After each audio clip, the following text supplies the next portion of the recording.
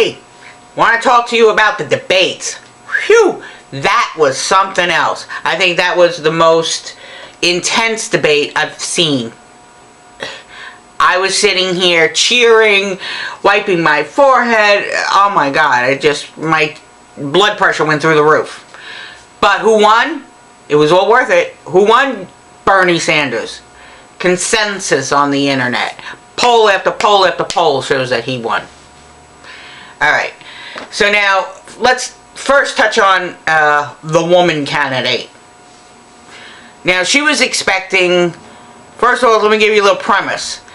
One of the moderators and one of the moderators' daughter works in a high position within her campaign.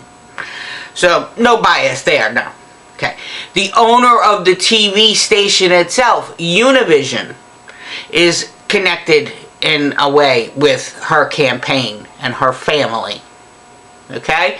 So, she's expecting fluff questions. Like if you go on the internet and you look at town hall meetings with MSNBC, you will see questions about her hair and having lunch and things like real softball type questions. Not last night. They hit her hard. Which I'm glad. I was surprised actually. I was expecting, because of those connections with Univision and one of the main hosts, that she would again be given very soft questions. But there was the time allotment. There was studies done how much time she got to speak over Bernie Sanders, and almost double if not triple the amount of time in response to questions. So there was a little bias there, but the questions were still hard, which I was glad about. So normally when she's hit with questions, she has a lot of stock answers up her sleeves, such as she's had to answer a lot of questions lately about the Benghazi slayings and her exposing top secret emails to the public through her home server, which that is like weird to begin with. She's a government official, she should know better. Secretary of State. But when they hit her with the exportation of the Honduras children, they asked her if she became president, would she vow not to export Honduras children? 3 times they had to revert her back. I'm sorry, you didn't answer the question. Would you export? Can we get your promise? Finally, relentingly, she said, no, yes, I'll promise. Didn't sound like much of a promise to me. Now, overall, she seemed very drained. And she also seemed angry, maybe because she was getting these hard questions and she wasn't expecting it, and frustrated, probably over the same issues. I also noticed that whenever Bernie Sanders got a lot of cheering and it was her time to talk, she would slow down her conversations so that people became bored, tired. It's like droning. And she says, I'm not a natural politician like my husband or President Obama. Bull crap. She has been taught and trained so well. There's, I forget their professional name, I should say, what they're called, professional image consultants. They teach the politicians body image and how to move their hands, how to stand, how to move their face, how to speak. She's had 30 years of training. Like, who talks like this? When she's, instead of pointing, like Bernie Sanders does quite frequently. But if you notice with Bernie, he's starting to do a little this. So I think he's starting to get a little training too. But a lot of times when he gets very excited, he'll revert back to that finger pointing. Because they say finger pointing makes the other person feel they're being accused. So they don't want politicians to do that. Like, we got to, blah, blah. No, that's not good. So she goes like this. What is that? She's holding something? I don't know. It just seems weird, unnatural. So back to the speech. So by her talking slow and droning, it takes the level down of the whole room, the whole auditorium that's there seeing her. And it then, as she wants to make her own point, she'll start building the momentum. You could hear that in her speech, and the octaves of her voice goes up. And then at the crescendo, people clap.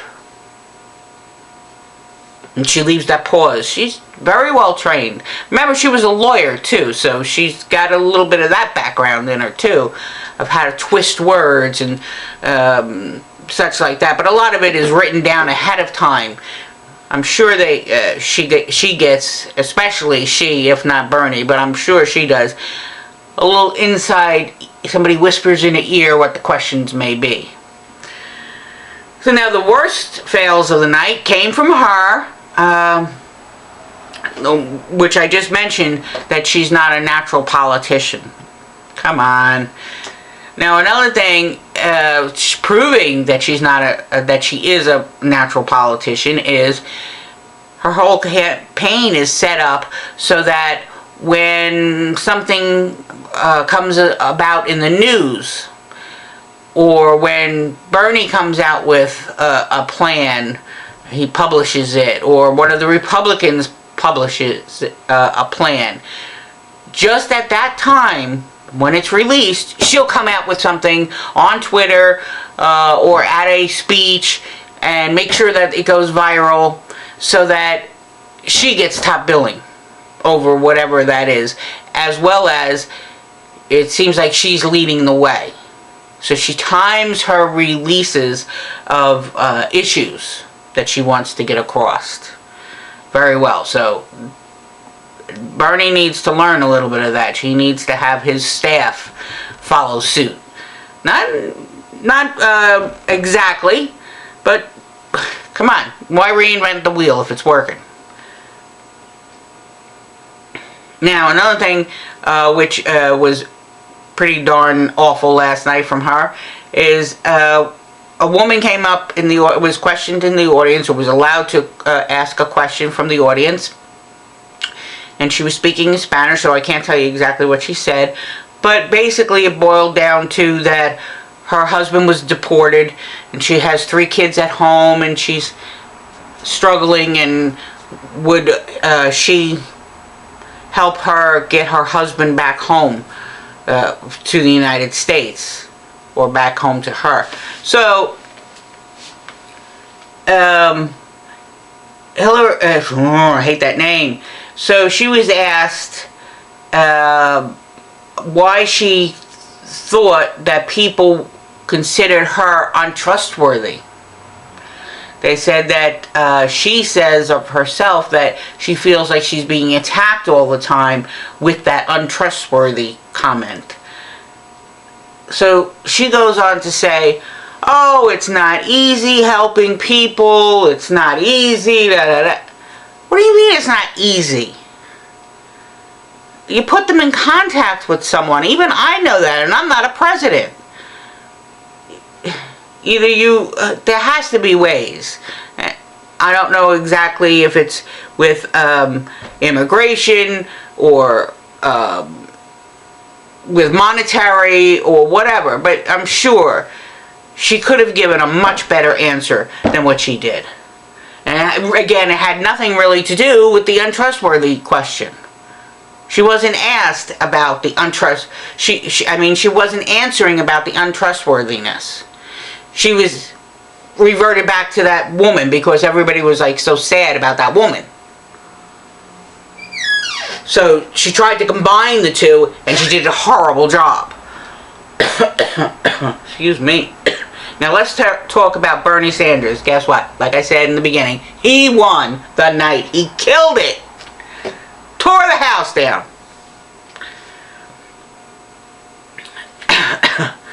Now, let me see. One of the big statements I loved, he brings back about the release of her speech transcripts to Goldman Sachs. He says, clearly, the secretary's words to Wall Street has really intimidated them.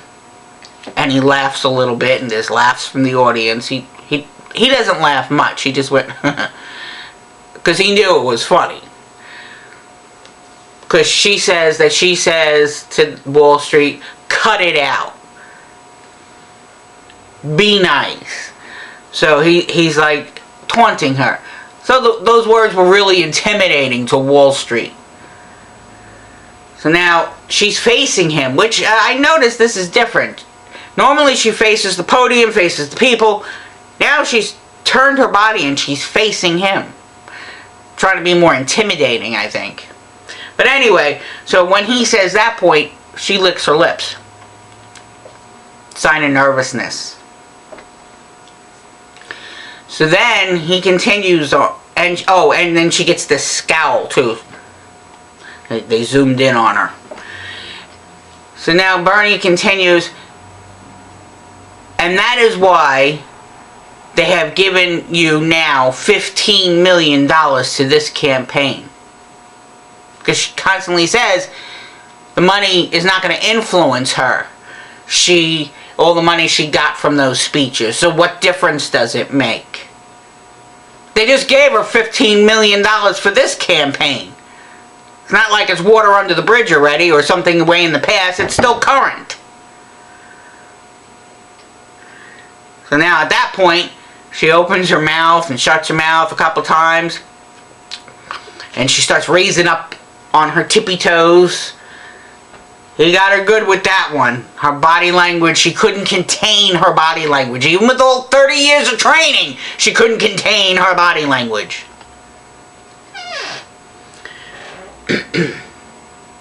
Now, Bernie was 1,000 times more aggressive than he's been, I think. He finally defended himself in this debate.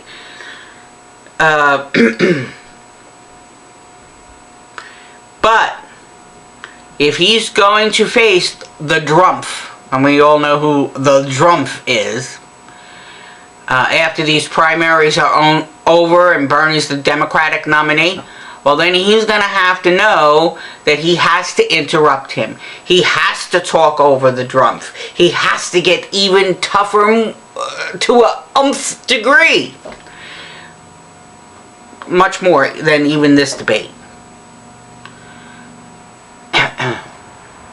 Now, if the Drumpf were to face her, with her constant flip-flopping on issues, the Drumpf is going to smear her record all over the floor, and he's going to rip her apart. The debate will be won by him, and more voters will go to him, and the country is going to be done for. But with Bernie, if he continues to toughen up and learn to and get more coaching, he'll be fine. He's a work in progress, a refined work in progress. As far as debate techniques I'm talking about. In every other issue, he's perfect. In his agenda of the policies that he wants to put in place, perfect. Just his debate. He wasn't a lawyer like she was. He sat and read. He was a senator. Sat and read bills, wrote bills, co-sponsored bills with public going on picket lines, stuff like that. So he's not so much standing up in public speaking, but he's getting the hang of it, man. So he has to continue on that road. Now, the killer of the night. He said, there is nobody in this United States Congress who has taken on the Koch brothers. They're part of the 1/10 of 1% of this country, and billionaires. They just like, I can't stand the Koch brothers. Well, anyway, So he goes, there is nobody in the United States Congress who has taken on the Koch brothers who want to destroy Social Security, destroy Medicare, destroy Medicaid, and virtually every federal program that has passed since 1930s. More than Bernie Sanders. And I am proud that the gentleman that is the head of Goldman Sachs, who is Wall Street, said that he didn't give me $225,000 in speaking fees. He said that I was dangerous. And he's right. I am dangerous for Wall Street. Oh my God.